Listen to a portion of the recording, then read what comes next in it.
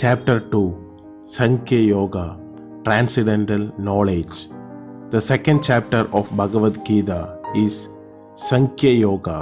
This is the most important chapter of the Bhagavad Gita, as Lord Krishna condenses the teachings of entire Gita in this chapter.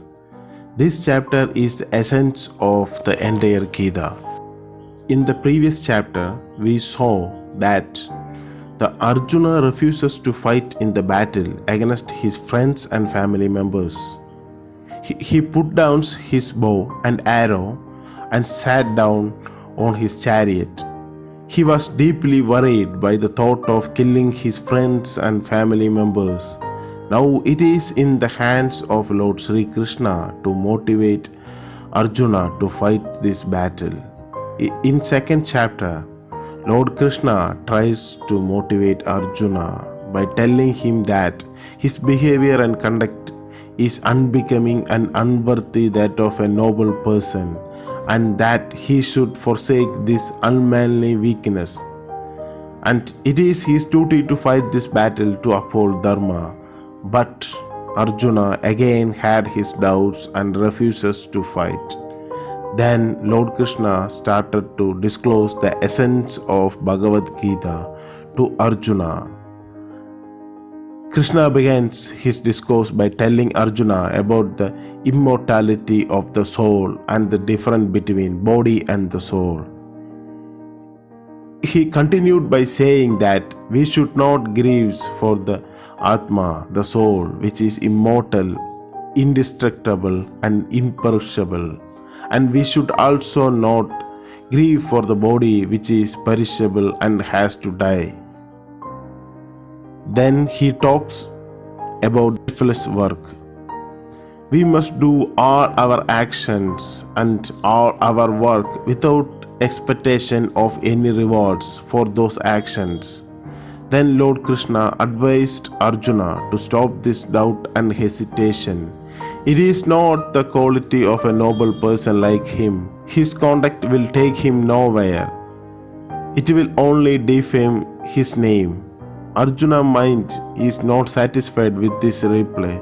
His mind is again filled with doubts. Then Arjuna finally surrendered to the Lord Krishna and asked him to take him as discipline. Then Lord Krishna advised the following truth to Arjuna. Like the body passes through stages of childhood, youth and old age, so too is the soul, taking on of another body after death.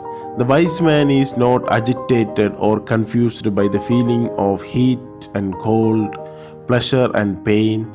These are the result of sense coming in contact with the object of the senses. They are all temporary and transcendental in nature. They come and they go. They have beginning and they have end. They do not last forever. Therefore, learn to endure them. Learn to bear them patiently. Those who remain the same in pleasure and in pain, he is wise.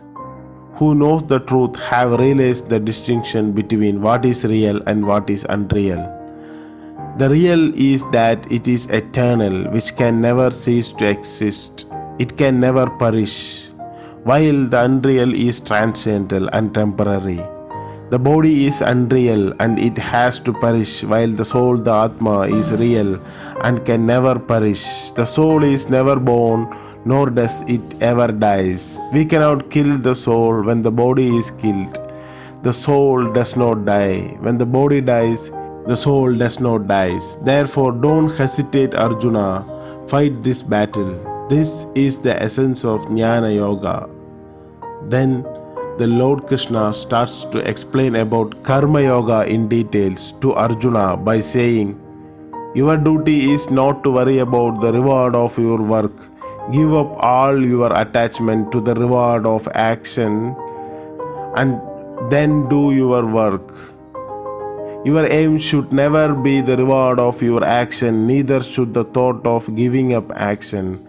Therefore, do all your action without any attachment, regardless of success or failure. Seeing the success and failure as same is the essence of selfless work. and be firmly established in the self. These words have calming effect on Arjuna. Then he asked about the person of intelligence to Lord Krishna.